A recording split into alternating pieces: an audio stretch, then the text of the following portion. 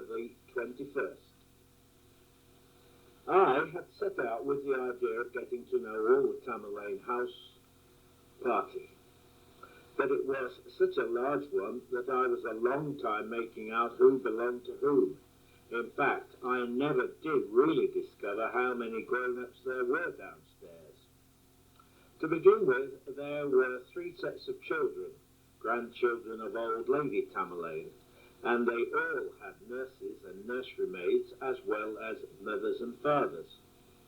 The nurses were all called Mrs. This and Mrs. That, although they weren't married, but I will call them Nana Savage, and so on, as it is easier to remember. The extraordinary savages I had already sorted in my mind, and I was even able to tell which of the nursery maids was Minnie and which May. Then there were the Glens, with a fierce little nurse who made sarcastic remarks, though the Glens themselves were gentle, attractive children. Peggy had long hair that she could sit on, and Peter looked simply sweet like the little boy in the picture called Bubbles.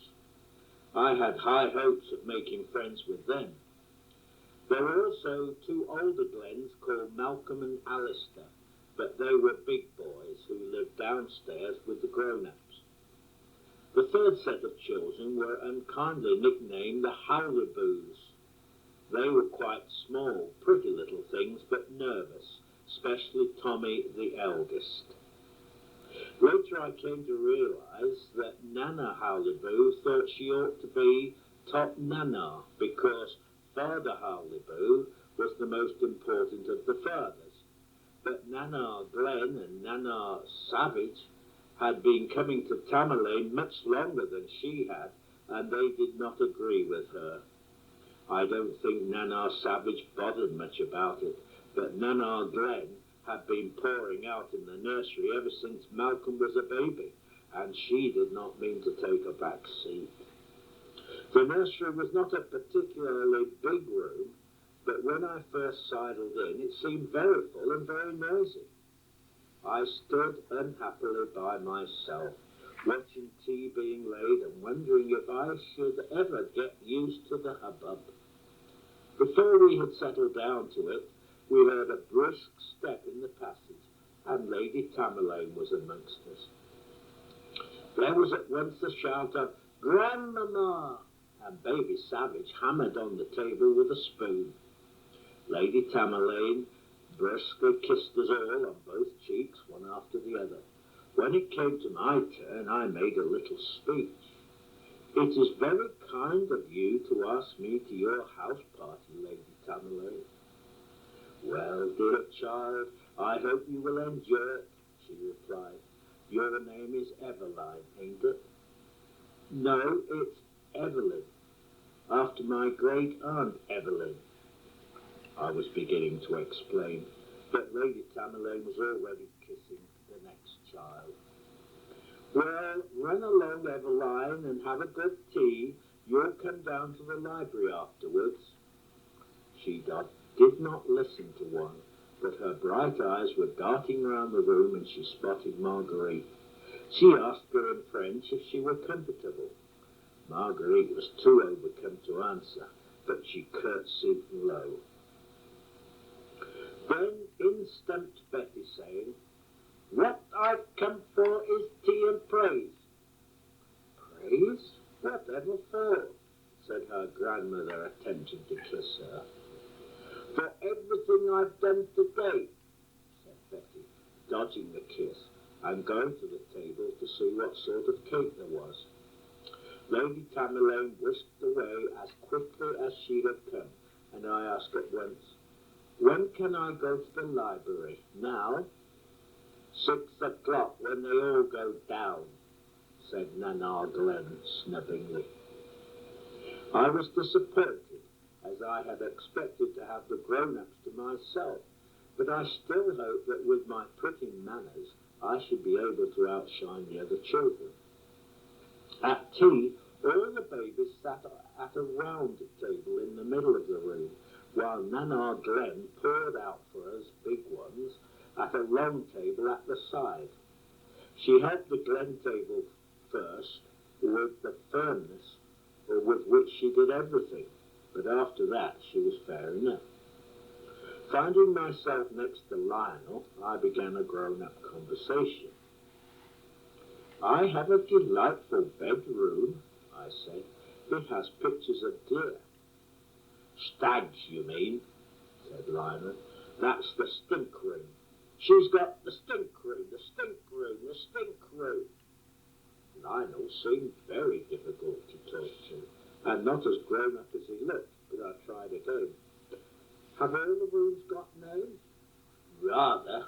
There's the pigsty, the dungeon, Blue Ruin, Hades, and the unbreathy air hole." "They're not very pretty names." "Who wants pretty names? Heave over the jam." I thought I might as well make myself useful passing things, so I asked Nana Glen if she would like some butter. She had the teapot in one hand and a hot water jug in the other, and said, "Save your breath to cool your porridge." I had never heard this expression before, and every time one of the nursery maids was sent to fetch something, and they were springing up from their chairs the whole time, I expected to see them return with a bowl of porridge. However, everyone had finished and had rushed away from the table while I was still eating bread and butter. "Good gracious, what a slow eater the child is," said Nana Glen. "You'll be still sitting there looking at your plate when the others have gone downstairs." This was a dreadful idea, and I gulped down what was left and hurried off to get dressed. And what a performance that was! But it happened every day. We were all used to it. By the mysterious light of a couple of candles, I put on clean frilly knickers, a clean frilly petticoat, and clean socks. My shoes were of a purplish colour called bronze.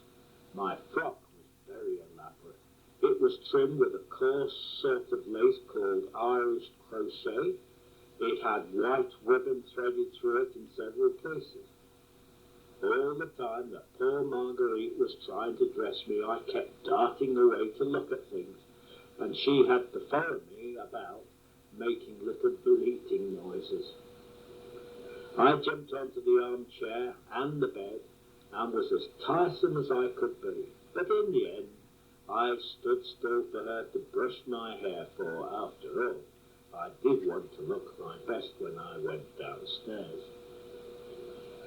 I could hear noises that suggested that in other rooms other children were being equally tiresome. But at 6 o'clock out we all came onto the landing, looking as good as angels. All the girls were in white. Their dresses were hideously over-decorated according to modern ideas, but Rosamond and Betty wore wide pink sashes, which must really have been quite pretty. The beauty of the party, however, was undoubtedly Peter, who wore a black velvet suit with a lace collar and a crimson sash. The youngest Howley-Boo and the Savage Baby were left behind, but the two eldest Howley-Boos were there, dragged along by their Nana. With a yell, the 6 big children raced up down the passage and round the corner. I took Tommy Howley-Boo's hand. He was a nice little boy, and we were glad of each other's company, though I couldn't help wishing that he would come along a bit faster, as I didn't want to miss any fun that was going on in the library. We went down the front stairs, which were very grand. On the walls were Chinese hangings, red soap embroidered with dragons.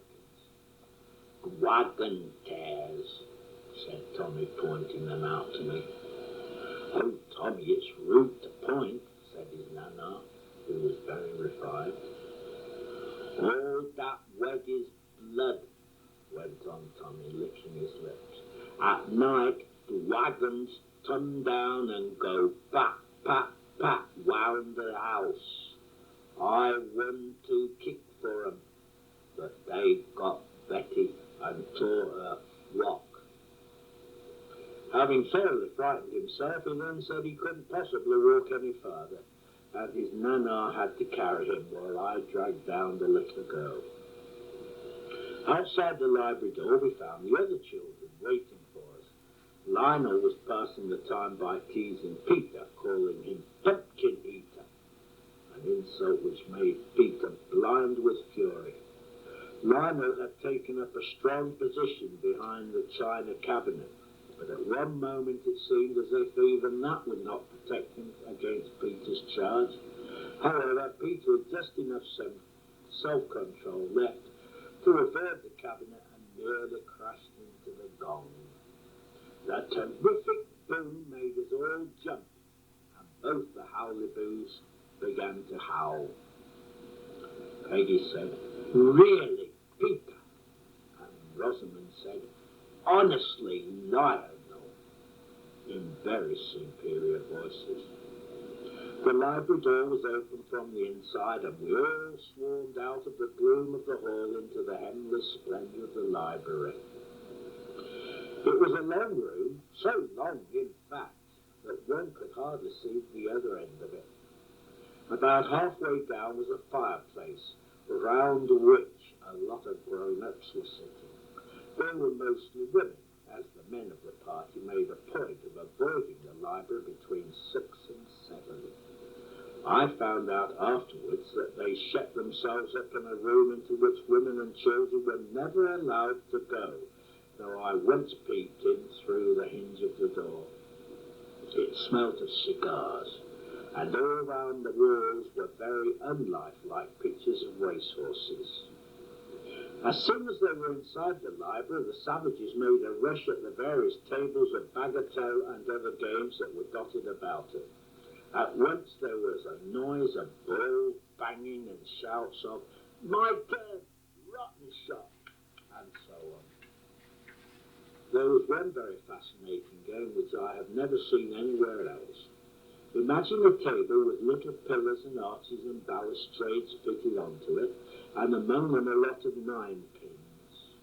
You spun a powerful top among them, and it went through the arches and knocked down the 9-pins. Somebody or other always seemed to be playing it, so whenever I think of that big grand room, I always hear the whiz of tops and the clatter-clatter of 9-pins. I myself was not used to playing games of any sort. Besides, I had my own plans. Pretending to look at this and that, I worked my way quietly down the room till I had got to the grown-up district. There, the first person to take any notice of me was a dim, middle-aged lady who asked me to hold her wool, but as soon as she had tied me to herself, I began to think that anyone else in the room would have been more amusing, and I kept letting the skein fall off my fingers. I entirely forgot the pretty manners of which I was so proud, and instead of answering her questions, I tried to listen to everybody else's conversation.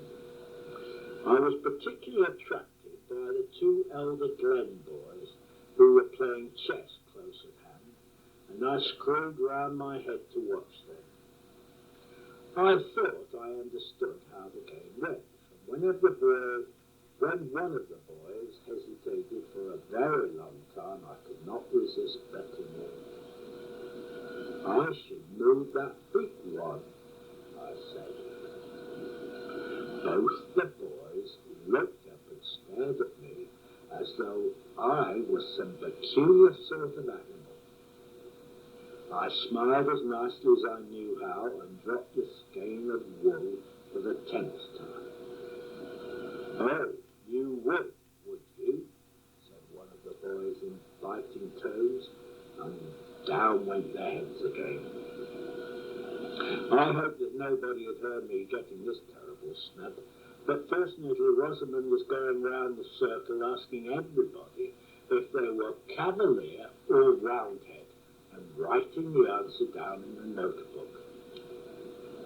"Which are you?" someone asked her. "Cavalier, of course," said Rosamond.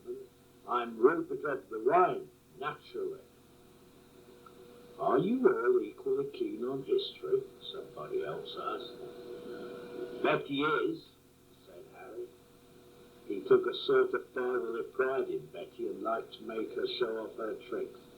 Tell them about history, Betty. Betty was apt to be either very bold or very shy. On this occasion she was very bold. She planted herself on the hearthrug with her legs apart. My one is Leopold, Duke of Austria. I am going to marry him. But what about him shutting up poor Richard in the dungeon?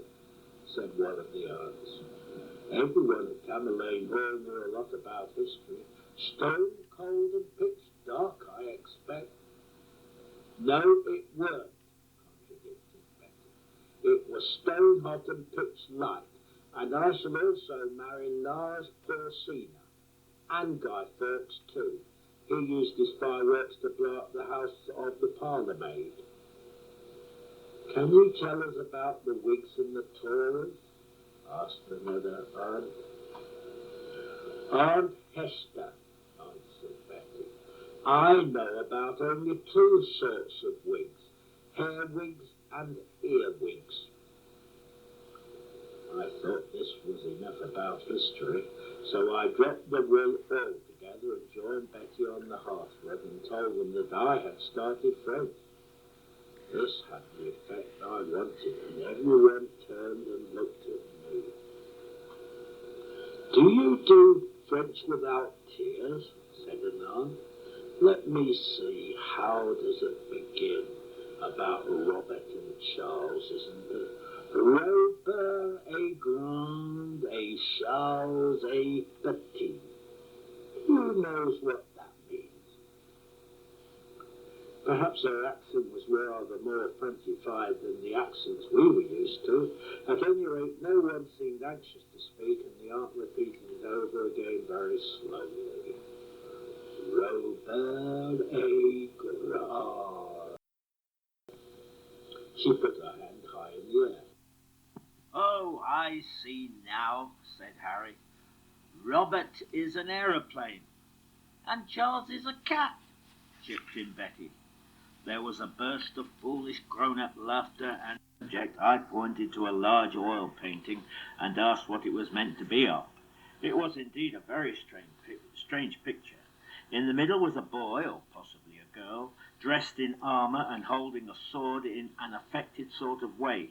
At the side, a lady with powdered hair was running in and holding up her hands, also in an affected sort of way. Down at one corner crouched a mischievous-looking boy, or girl perhaps, and down at the other corner was a dead monster. Why, that's Sir George and the Dragon, said Lady Tamerlane. I expect you all know the story? None of us could honestly say that we did. Oh, very shocking, said Lady Tamerlane, laughing. Well, I must tell it to you. That will be delightful, I said. Rosamond kicked me. The savages not only did not make pretty speeches themselves, they could not bear people who did. All the children gathered round except the Howleybos, who had been removed long ago, and Lionel, who went on playing tops by himself. Bang, bang, clatter, clatter. Well, once upon a time, began Lady Tamerlane in the special voice she always put on when she was going to tell a story, the kingdom of Silene was devastated by a terrible dragon. That's not true, shouted Betty. She was standing full in front of her grandmother, and the old lady blinked but went on. Beautiful maidens had to be sacrificed to this monster. They were chosen by lot and then taken out into the wilderness where the dragon... That's not true, shouted Betty again. The trouble with Betty was that ever since she had made Lionel cry by telling him that mermaids were only pretend, she had set up as the family debunker. She wanted everyone to know that she was too clever to believe in fairies or magic, and she took the whole St. George story to be a roundabout way of treating her like a baby. Perhaps it should also be mentioned that though Betty scorned fairies, she was very frightened of witches, especially after dark, and if it came to dragons, no one scuttled first to purse the Chinese hangings on the front stairs. One day the lot fell upon the king's own daughter, and with weeping and wailing she was led out into the wilderness to await the dragon. "Not true!" shouted Betty again, this time simply yelling and going purple in the face with the effort. As her grandmother had taken no notice of her other interruptions, she imagined she had not been heard. Lady Tamerlane looked round to see if Betty's mother was there, but as she wasn't, she went on again, though slightly louder and faster. Now it chanced that a knight called George was riding by, and hearing that a terrible dragon— "Look who's come," said Rosamond. We all turned round and saw with relief the silent figure of Minnie standing in the door, ready to take her victim to bed. Betty recognized her doom and went obediently, but with her hands over her ears and muttering, "Not true, not true," till out of hearing, and probably the whole way up to the nursery as well. Lady Tamerlane finished her story in peace, and we played snakes and ladders, and at intervals silent nursery maids appeared and removed both Harry and Peter. As the children thinned out, the grown-ups seemed easier to get at, but just as I was about to make advances to the youngest and prettiest aunt, who I felt sure would appreciate me, we three girls, Peggy, Rosamond and myself, were told to run on up to bed. We all linked arms, and as soon as we got outside the door, Rosamond said, "Listen, I have an idea. Don't let's go straight to bed. Instead, let's run round the house." Peggy and I agreed at once, and with whisperings and gigglings we turned our backs on the dragon's stairs and tiptoed through the shadows of the outer hall. Here there was a strong smell of cigars and the murmur of gruff voices. Two of the uncles, knowing that the children's hour was nearly over, had come out of their lair in the smoking room, but had apparently not made up their minds where to go next. One of them was in a leather armchair with a hood over it, rather like a sitting-down sentry box. The other had his back to us, and we could only see the top of his bald head. "Let's go and smack Uncle Algy on his bald head," suggested Rosamond. "Dare we?" I asked. "Oh, yes, nobody minds Uncle Algy." We crept forward on our hands and knees, quiet as mice, or so we imagined. But mice really are not a bit quiet, and our frocks rustled and crackled.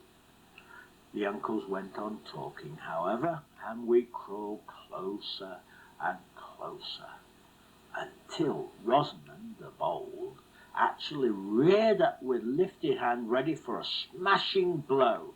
At that moment the bald head reared up also, and a face looked over the back of the chair, and the horrified Rosamond beheld not the harmless smiling wrinkles of her great uncle Algy, but fierce moustaches and bulging eyes. "Aunt Muriel's husband!" cried Rosamond. "Shoo!" he cried, waving his newspaper above his head. We sprang to our feet with a rending noise as Peggy trod on the flounce of her frock, and we dashed out of the hall and down a long passage. The passage was dark, being lit by only one gas lamp at the far end of it, but I followed the others blindly. "Salvation!" cried Rosamond, who read a lot of books and liked long words, and swerving suddenly, plunged into the dark under a flight of stairs. Peggy and I quickly followed, diving head-first over a chintz-covered ottoman, that stood in front of her hiding place. For what seemed a very long time, we lay in a heap with beating hearts, waiting for the avengers, but no one came. "Who is Aunt Muriel's husband?" I asked in a whisper. "Oh, he's awful," said both girls. "Aunt Muriel married him, and then she died, and now he can't be got rid of. She left him behind with us like a fox leaves its scent," said Peggy to make it clearer. "I'll tell you something," said Rosamond. "Even Grandmamma abhors him." "In that case, what a pity you didn't give him a real good bash," I said. We giggled some more, and waited some more, and then Rosamond said, "Let's go to bed. If we creep up the blue stairs, no one will see us." We stole cautiously out and tiptoed up the blue stairs, but at the top we suddenly felt safe and tore whooping down the long passage which led to the nursery wing.